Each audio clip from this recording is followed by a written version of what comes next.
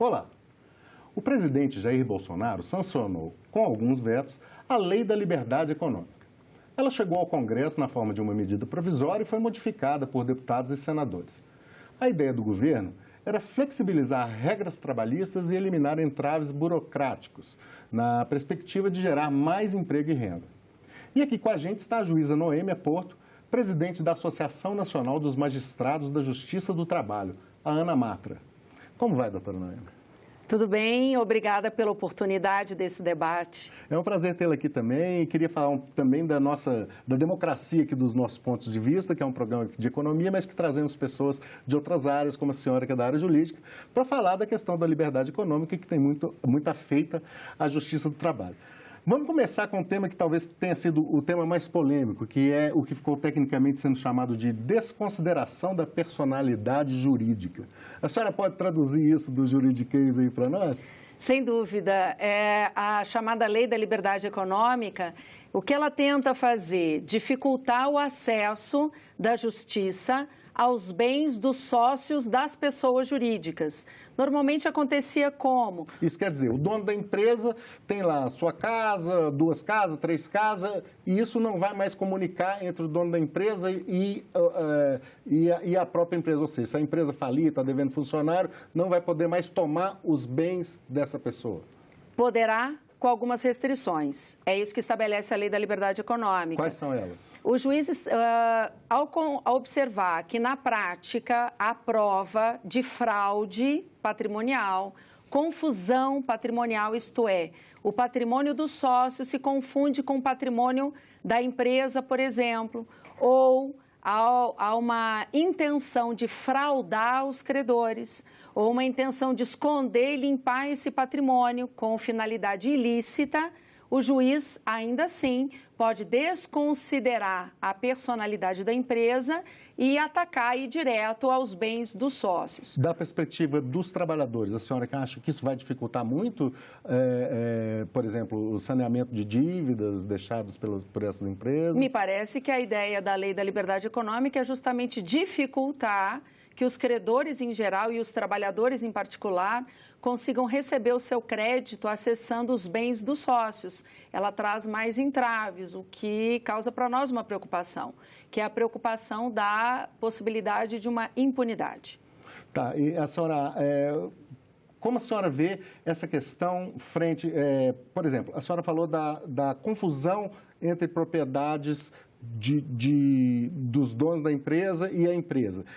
Como que seria possível provar isso? O que seria necessário para ficar evidente que isso aconteceu para que os credores e os trabalhadores pudessem ser ressarcidos? Em que situação, por exemplo? No caso da Justiça do Trabalho, são aceitáveis provas testemunhais e documentais, em que o trabalhador pode comprovar, por exemplo, que os bens dos sócios também estavam sendo utilizados como uma possibilidade, eu diria, de um giro econômico da própria pessoa jurídica e vice-versa. Isto é, pessoa jurídica e sócio, eles não estavam separados em termos patrimoniais. Isso é prova de fraude. Em havendo essa prova, o juiz pode acessar o bem do sócio para pagamento de dívida que a pessoa jurídica deixou, que a empresa fechou as portas e não adimpliu os débitos, né? Não pagou o que devia. Exato. Tá certo. Uma outra questão que acho que ficou bastante polêmica é a questão da marcação de pontos, né? A marcação de pontos dos funcionários, que hoje em dia são empresas até com 10 funcionários são obrigadas a recolher esse ponto. E agora está passando para empresas com mais de 20. Quais os prejuízos que a senhora vê a partir daí, se é que há? Essa subida de 10 para 20 empregados, ela parece pouca, ela parece uma subida sutil, mas ela não é. Por quê? Porque todos os dados mostram que praticamente 2/3 do mercado de trabalho do Brasil hoje é ocupado pelas pequenas e médias empresas, de maneira que boa parte das empresas brasileiras emprega menos de 20 empregados. Então, quando a gente sobe de 10 para 20, o que nós estamos dizendo? A esmagadora maioria das empresas brasileiras vão estar desobrigadas do ponto. Isso é um problema? É um problema. E o problema não é só para a questão do registro e quantificação de horas extras, não. É também por uma questão de que o excesso de trabalho causa danos ao meio ambiente laboral.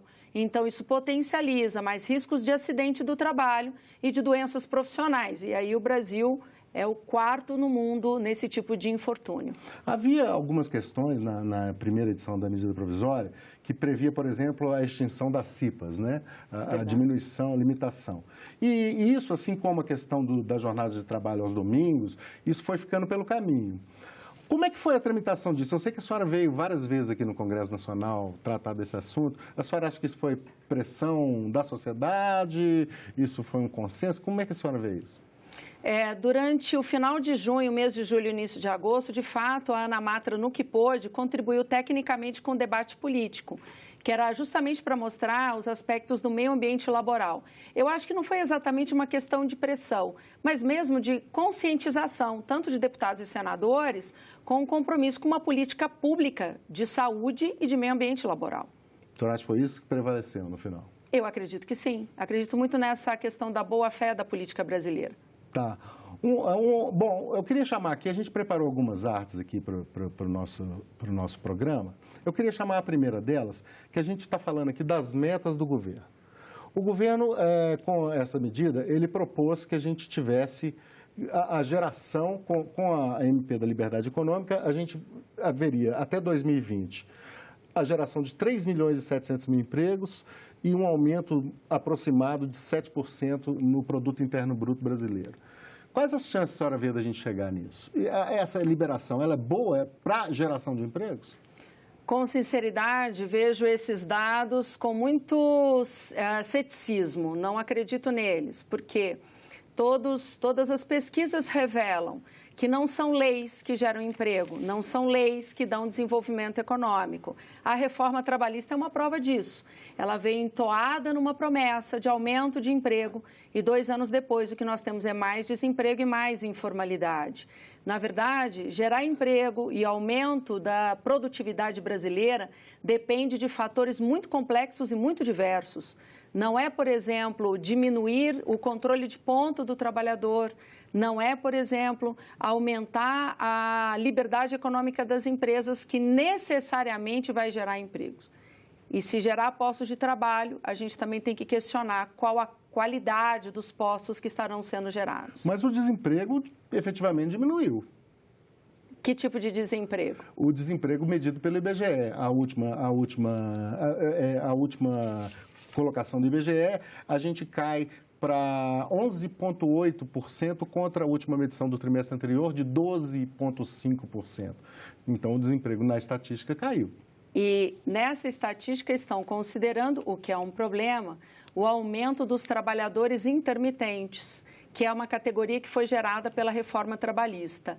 E os trabalhadores intermitentes, eles tendem a inflamar os números do emprego, mas é um emprego vazio, no sentido de que são trabalhadores que têm registro, mas são trabalhadores sem nenhuma garantia de que num mês receberão, por exemplo, o salário mínimo. O argumento dos que lutam, que defendem a SMP, que virou a Lei da Liberdade Econômica, é que o Brasil é muito formalizado, que metade da população brasileira, por exemplo, não chega a ganhar um salário mínimo.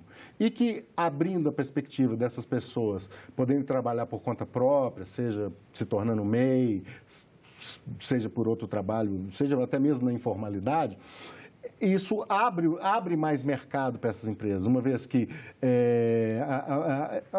outra defesa, a questão do alvará, né, que não tem muito a ver com a área da senhora, mas a liberação dos alvarás para atividades sem risco, que abre possibilidade de uma costureira, de um sapateiro, de um marceneiro se tornarem donos poderem abrirem oficialmente seu negócio e a partir daí poder dar uma nota fiscal para uma loja, para um hospital, até para o governo. Isso não é um argumento? A senhora não vê isso como argumento, não vê isso como ganho? Esse não é um fenômeno novo. Desde 2014, nós estamos tendo uma queda paulatina na média remuneratória brasileira. Dito de uma forma muito clara, nós estamos vivendo um processo de empobrecimento da remuneração média dos trabalhadores do Brasil. Os salários, na média, estão caindo. Cada vez mais. E os trabalhadores têm se desempregado mais das grandes empresas, onde há salários maiores, e se empregado mais nas microempresas, onde a média salarial não suplanta um salário mínimo. Considerando esse fenômeno e olhando as alterações que a Lei da Liberdade Econômica fez, não há nenhuma relação entre o que ela alterou e esse fenômeno que vem ocorrendo desde depois de 2014. Uma das consequências, uma das coisas que eles falam seria a própria a decadência econômica do Brasil, né? As ausências de crescimento econômico. A gente preparou aqui uma outra arte também que trata da questão dos trabalhadores sem carteira assinada, é isso que a senhora está falando aí agora. E isso, ela exemplificando bem a crise brasileira, os economistas dizem que esse aumento de trabalhadores sem carteira assinada, ele reflete muito mais a ausência do crescimento econômico do que uma recuperação do nível de emprego e outras coisas. E a gente vê que a tendência exatamente é essa, né? Com ano após ano, nós estamos aumentando o número de trabalhadores sem carteira. Enfim, tem mais gente trabalhando em serviço precário, é isso? E nós temos um fenômeno novo que a gente não pode desprezar, que é a quantidade de trabalhadores em plataformas virtuais. O Uber é apenas um desses exemplos. E são trabalhadores que estão na informalidade, são trabalhadores sem recolhimento previdenciário.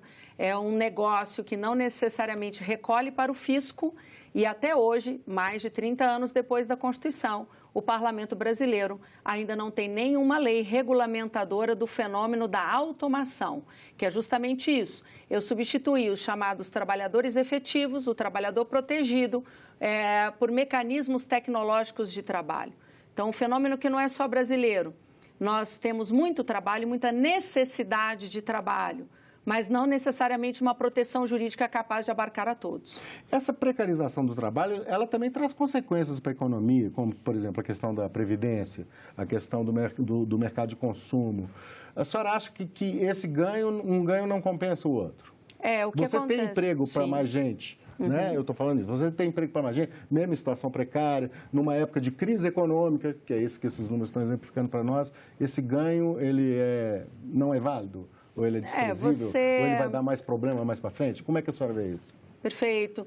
O achatamento remuneratório, postos mais precários, a desvinculação de postos efetivos, gera consequências muito sérias, entre elas o desaquecimento da economia no mercado de consumo. Aí é uma questão de uma opção política brasileira. O que nós somos? Uma economia que também fala para dentro, isto é, vende para dentro, ou nós apenas estamos utilizando trabalhadores para uma venda lucrativa para fora? Essa é uma opção política que precisa ser discutida. Tá, a questão da proteção desses trabalhadores, como a senhora vê isso? Nós temos decréscimo dessa proteção, por exemplo. Mesmo, estou falando em outras áreas, não só a questão trabalhista, mas a questão da saúde, a questão... Sim, nós temos uma desafiliação social dos trabalhadores. Quando eu falo desafiliação social, não estou me restringindo à questão típica trabalhista, mas também a precarização no plano da saúde e, claro, se eu tenho um aumento exponencial da pobreza, eu terei reflexo em outros âmbitos como segurança pública. Como eu costumo dizer, as pessoas não passam fome e ficam quietas com isso. E o nosso processo é desse. Eu desafilio socialmente, eu acabo afiliando criminalmente. Essa é uma relação que a gente precisa pensar. Um outro argumento das pessoas que defendem a MP da liberdade econômica é que o Brasil precisa de um modelo econômico mais dinâmico, né? Você tem aí, por exemplo, hoje a economia do compartilhamento, do coworking, e essas coisas não estariam bem definidas na lei e o que se precisa seria de dar liberdade a isso para crescer. Como a senhora vê isso? A liberdade, que me parece está na Lei da Liberdade Econômica, é uma ideia as empresas vão fazendo, vão testando, se der errado, elas recomeçam.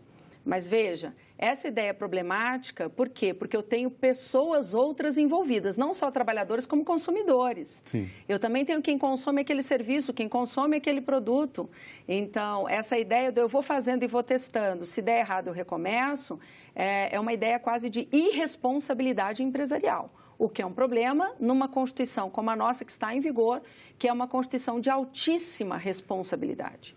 A senhora fala da Constituição. Um dos outros temas polêmicos que está lá na Lei da Liberdade Econômica ficou conhecido como regras de interpretação pactuadas. seria as pessoas decidirem as regras, algumas regras dentro do sistema de trabalho, independentemente da lei. Isso fere a Constituição, no modo de entender da senhora? Fere, sem dúvida nenhuma, porque a Constituição o tempo inteiro, quando fala, e a Lei da Liberdade Econômica cita esse artigo da Constituição, inciso 4º do artigo 1º, quando se fala em livre iniciativa, a Constituição brasileira o tempo inteiro diz valor social do trabalho e da livre iniciativa. Nunca a Constituição do Brasil imaginou um princípio excludente do outro. Então, não é assim, valor social do trabalho ou livre iniciativa. É valor social do trabalho e livre iniciativa. De maneira que qualquer lei que for aprovada nesse país, estando abaixo da Constituição, ela terá que ser interpretada como uma lei que tenta conjugar valor social do trabalho e livre iniciativa. Que prejuízos a senhora vê que essas passíveis de serem trazidos por essas regras de interpretação pactuada?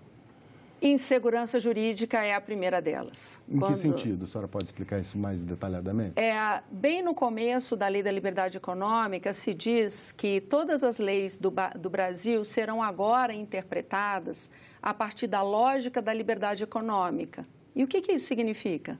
O que significa instar ou obrigar a interpretar todas as leis do país a partir dessa lógica. Isso causará insegurança jurídica, muitas ações no Poder Judiciário e diversas reinterpretações nos juízos, não só trabalhistas, cíveis também. Sim. Então, a confusão que vejo é da gente ter um aumento de judicialidade. Tá, além dessa insegurança jurídica, essas regras de interpretação pactuadas, há outros prejuízos? O prejuízo que eu vejo na prática é quando a gente tem insegurança jurídica, até quem é o autor do negócio, até quem é o empreendedor, fica inseguro na própria aplicação da lei. Então, mesmo no campo público e no campo privado, o que a gente vai ter, eu diria, é uma postura tímida diante da nova lei. Os próprios economistas dizem, e eu concordo, que o trabalhador brasileiro não é suficientemente produtivo. Concordo. Agora, os economistas apontam quais são os problemas da falta de produtividade do trabalhador brasileiro, especialmente falta de qualificação suficiente e alta rotatividade do mercado de trabalho. Nós temos uma das mais altas rotatividades do mercado de trabalho do mundo. Agora, a solução para a qualificação e a alta rotatividade é a permanência dos trabalhadores no emprego. Tanto a reforma trabalhista como a Lei da Liberdade Econômica fazem o reverso disso. O trabalho no sentido contrário, da impermanência. Isso. Tá certo. A reforma trabalhista, propriamente dito, porque todo mundo falou que essa MP da Liberdade Econômica seria uma mini reforma trabalhista. Mas a reforma trabalhista ela foi feita lá em 2017 e ela trouxe ali também muita coisa dentro dessa flexibilização das normas de trabalho. Acho que uma resposta que está sendo dada aí é esse aumento do número de empregos formais e principalmente informais. A senhora vê algum ganho na reforma trabalhista de 2017? Não, eu vejo vários problemas. A gente teve de lá para cá o aumento da informalidade, o aumento de um número que é complicado, que é chamado dos desalentados brasileiros. Sim. E o Brasil passou consistentemente a descumprir normas internacionais do trabalho. Só para explicar para quem está nos assistindo, esses desalentados são aquelas pessoas que desistiram de procurar emprego por vários motivos. Isso, porque quem está na estatística do desemprego é alguém que respondeu a seguinte pergunta: há quanto tempo você procura emprego? E a pessoa diz. Agora, se você responder essa mesma pergunta assim, eu não procuro mais emprego, você sai da estatística do desemprego e vai para a estatística do desalento. E o desalento hoje são mais de 10 milhões a mais do que os dos desempregados. Então, se nós somarmos desalentados com desempregados, nós temos uma nação inteira com o mercado de trabalho deixando muito a desejar. Certo. Eu vou chamar aqui mais um gráfico, uma artezinha que nós fizemos aqui, que traz alguns números da PNAD do último trimestre. Então, o que a gente tem ali é o número de novos trabalhadores que ingressaram no mercado de trabalho no último trimestre. Desses 684 mil, 87% estão na informalidade. Além desses, a gente tem 24 milhões de trabalhadores por conta própria, um número que foi acrescido nesse último trimestre, segundo a PNAD do IBGE, de 1.200.000 novos trabalhadores. A gente está caminhando aí para a República dos MEI? Todo mundo vai trabalhar por conta própria? Como é que vai ser isso? São dados bem interessantes, porque é como se o trabalhador ele mudasse de status, mas não mudasse de vida. Então, antes ele era o trabalhador empregado, ele era o trabalhador com direitos. Ele se desemprega, se desafilia e monta um negócio próprio na feira de venda e não necessariamente se torna um empreendedor no sentido próprio desse termo. Então, o que eu questiono é que tipo de empreendedorismo nós estamos estimulando. É o empreendedorismo fraco, de curto-circuito, começa e termina um negócio, começa e termina, ou nós estamos estimulando aquele empreendedorismo de médio e longa duração? Me parece que nós estamos estimulando o empreendedorismo do tipo fraco. O bico? O bico. Estamos favorecendo o bico? O bico. Sei. Mas nessa questão da liberação dos alvarás para atividade de baixo risco, a senhora acha que houve ganho nisso? Acredito que não, porque essa definição do que é atividade de baixo risco... A senhora não acha que esse pequeno empresário, esse marceneiro, esse sapateiro, ele não vai ter ganho com isso, uma vez que ele já trabalha por conta própria e ele, sendo dispensado de algumas burocracias, ele não vai ter nenhum ganho? O alvará serve a quê? Serve a que o Estado possa ter um olhar mínimo sobre o tipo de atividade que é feita por aí, porque a atividade pode implicar em risco não só para quem empreende, mas para quem também consome aquele produto, para quem consome aquele serviço. Fora que já há várias demonstrações de que todos os acidentes ambientais naturais começam dentro do ambiente de trabalho. Se eu retiro completamente os olhos do Estado de qualquer movimentação como essa, eu posso estar estimulando mais acidentes do trabalho e ambientais. Dentro dessa questão da legislação, a senhora considera que o país tem uma legislação engessada na área trabalhista? A legislação da área trabalhista, ela pode ser inovada, ela pode ser simplificada, ela pode ser melhorada? Pode, sem dúvida nenhuma. Por onde? Eu acredito que nós precisamos de alguns marcos regulatórios legislativos para buracos que permaneceram. Agorinha nós falávamos sobre o reflexo da reforma trabalhista. Um deles, por exemplo, foi a baixa da negociação coletiva e dos acordos coletivos. Quando eu não tenho uma boa mediação de entidades coletivas, sindicatos, por exemplo, eu aumento o conflito social. Bem, e nós não temos no Brasil até agora nenhum marco regulatório que combata práticas antissindicais.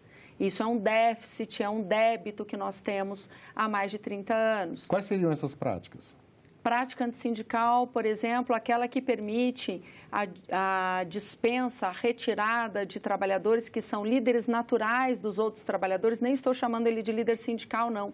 Um líder natural que surge entre os trabalhadores e se pode dispensá-lo desde que você pague todas as verbas e não diga por que está dispensando. Essa é uma ideia. A outra, a de desestimular os trabalhadores à sindicalização, por exemplo, e os sindicatos eles podem ser grandes mediadores dos debates entre empresas e trabalhadores, diminuindo o âmbito de conflito social e prevenindo demandas dentro do Poder Judiciário. Um outro exemplo é que aumenta muito no Brasil as denúncias relacionadas a assédio moral e assédio sexual, tanto na iniciativa privada quanto no setor público.